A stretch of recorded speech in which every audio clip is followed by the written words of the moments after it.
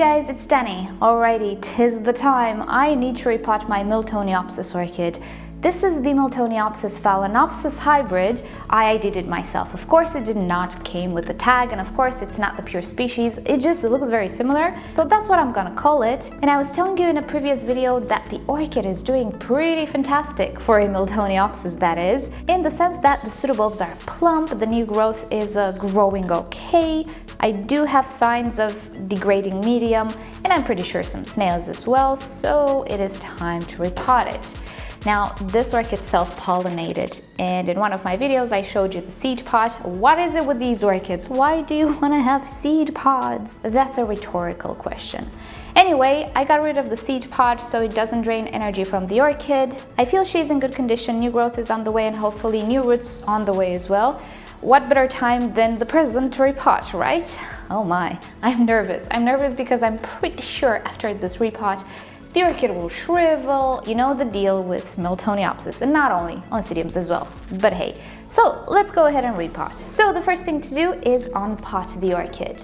Before we go ahead and do that, you might have noticed that I don't pre-soak my medium when I do this, although many people do. Well, that's because I don't like to make a mess. When soil or medium actually is wet, it sticks to my working table or working tray in this case.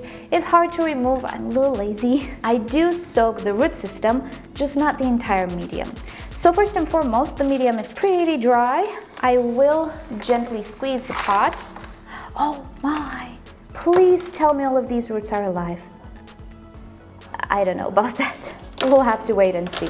So with the medium damp, it's not completely dry. It is, after all, a Miltoniopsis. I just start to remove bits of it, and you can see how airy this medium was. Maybe this was the secret to the healthy root system, airiness. So let me get you in a little closer. I am just going to press gently. Nothing dramatic at this point. I'm not going to detach the medium from the roots because the roots are not soaking wet yet. At the same time, I will remove the stakes and continue massaging the root system. It sounds weird, but pretty much that's what I'm doing. Now, when I want to just hold the orchid so I can better remove this medium, I like to use some pseudobulbs, some sturdy pseudobulbs, something like this. Grab them as low as possible, and I try to make sure that I'm not grabbing any new growth. This is extremely sensitive right now. I would definitely damage it if I would grab it, so I'm really trying to grab the existing mature pseudobulbs. Alrighty. And of course, we have a plug here.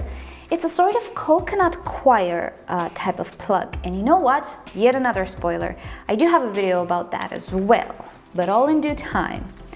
Okay, so just so I don't bore you to death, I will continue to massage the root system and remove all of this medium. I'm not going crazy with removing pieces from the roots. And after I consider I did a decent job, I'm just gonna go to the sink, wet the root system and the existing medium, and afterwards try to remove individual pieces from the root system. As for this, I'm just gonna dump this straight in the dumpster, and because it's not wet, it doesn't stick to my surface. Great. Alrighty, I'll be back when I'm done.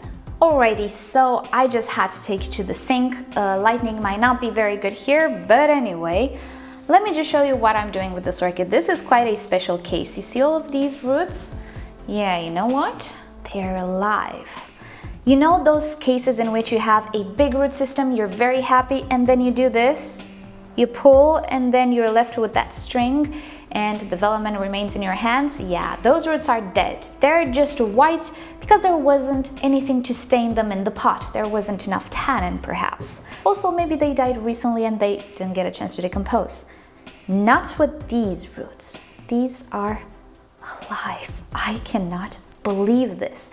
So I'm trying to be extremely careful with this root system in removing all of these pieces. Luckily though, this medium was pretty great, I have to tell you guys. It was a very nice blend and mixture of many things, including porous rocks, which just came off of the roots. Also, the pieces of the bark, they kind of just glide from the roots. I don't need to mess too much. I do have a few pieces, such as this one, which is bigger, and it attached to the roots. But the other pieces, being very tiny, they really didn't attach much. So I'm just going to clean them. I'm going to speed up the process, cut the audio because it's gonna get noisy, but just show you exactly what I do at the sink. Here we go.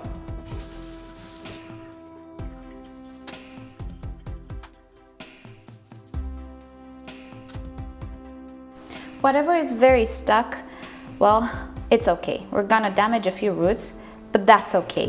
I just try to detach gently. It's not gonna work all the time, but we have so many roots. This is a root tip. So incredibly nice. I cannot believe it. So I'm going to continue doing this. In real life, it's gonna take me, I don't know, maybe 20 minutes, but I seriously do not want to damage this root system. Most of the pieces though, they're coming off really nicely. So I'm going to go ahead and do that now. And from time to time, of course, I'm just going to water the root system. That helps, it expands, and it's already starting to detach on its own. Let us continue. And we're back. It's been quite a while, but I hope the effort pays off. So everything that you see here is pretty much alive. I dare say I don't think I've ever seen such a root system on a Miltoniopsis. Not only is it alive, but it has root tips, it is firm, it is very thick and fleshy. It's a good root system, which is very rare. Now that the medium is gone and I've damaged as fewer roots as I possibly could, it's time to disinfect it. I use hydrogen peroxide 3% that I purchased from the pharmacy, and what I'm gonna do is spray the entire root system and in between the pseudobulbs. Why on earth would I do that? Simple, because I want to eliminate bush snails and their eggs. Bush snails are more deceiving than you think, and taking them lightly will make you pay dearly. Only if you battle them for a year you will discover that placing fruit on top of the medium does not work. Placing beer doesn't work. Not even snail pellets work. Funny thing, did you ever get your orchids with those blue pellets? Those are snail pellets. Did you still find live snails? Of course you did. They are not interested in the pellets. Only thing that works is disinfecting the root system as such whenever you buy a new orchid and you repot it. If you guys find another solution, that's great. Let us all know. So far, using the hydrogen peroxide 3% has never failed, provided it is in good condition. So I'm going to spray the entire root system. Oh, I'm running out. It's okay though, we have another bottle.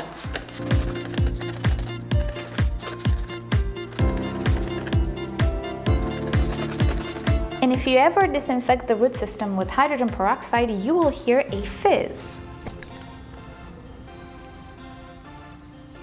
I hope you're able to hear that. That's perfectly normal. That's what hydrogen peroxide does when it hits organic surfaces. And PS, whenever I use this bottle, everybody says that I need to keep my hydrogen peroxide in a black bottle or something of the sorts because light deteriorates it. Yes, it does, but this bottle does not sit in the greenhouse as it is. I keep it in a cupboard beneath the sink where it's complete darkness, so no worries. I only take it out when I need to use it. Now it's back in the cupboard. The actual bottle of hydrogen peroxide does specify this, so it's okay, no worries. In the meantime, I have prepared my pot, and since I'm going to use semi-hydroponics, you can see we have the drainage hose on the side. I will be using some leca, and PS, somebody asked me what type of leca I'm using. Well, I've been using the IKEA leca, and I quite enjoy it. The problem is it's kind of expensive. If I'm not mistaken, you pay €5, or at least here in Europe, you pay €5 for 5 liters. And the leca that I'm currently using, I found at a flower shop. I paid €17 per 40 liters, so that's a lot better. You should find leca at any garden center or flower shop, or at least most of them, because it has become quite a popular medium. Not sure if with orchids, but with other things. Hydroponics generally is a very popular medium. So do try out the flower shops and garden centers. Alrighty then, let us repot following the standard semi-hydroponic rules. The orchid doesn't need any rinsing or anything because after the initial reaction, hydrogen peroxide transforms into oxygen and water. I'm going to place a layer on the bottom of my pot, and I will try to place my orchid with the new growths facing towards the middle of the pot. And it's really hard to do this because the camera is in front of me. Hold on, I need to move you guys a little. There we go. So while I am adding medium, I'm also setting the height of the orchid. Tap the pot gently if you want to make the leca go further down. You can direct it with your fingers as well, just move gently. And voila, my orchid is repotted. What I will do now is water it at the sink with osmosis water, no fertilizer for the first month or so. Usually when you repot orchids, they don't really start to absorb nutrients all that fast. They need to establish first and grow roots actively, and if I would start to fertilize now, all I will have is just deposit. So no point in doing that. For the next month or month and a half, she will only have osmosis water. Next up, I'm going to cut the dried flower spikes because they're gone, they're dead. They do not help the orchid in any way. And I think that's about it. Fingers crossed this orchid will take the change pretty well because it has such a nice root system. I've never seen such a good root system on a Miltoniopsis. I hope she is a hardy hybrid, again very rare with Miltoniopsis, and I hope she likes semi-hydro. And I know you were curious to see what's inside the pot. Now you know. Hope you've enjoyed this repotting video and seeing what was inside the pot. Pretty great, I would say. I was happy with the medium, happy with the root system, but now we'll see how this orchid will do in the future. Thank you for watching, I'll keep you up to date, and you know the drill. If you've enjoyed this video, please give it a thumbs up. If you hated it, give it a thumbs down. Subscribe to my channel for regular orchid videos, and don't forget to turn on notifications so you never miss a video. And with that said, I'll see you all next time. Bye!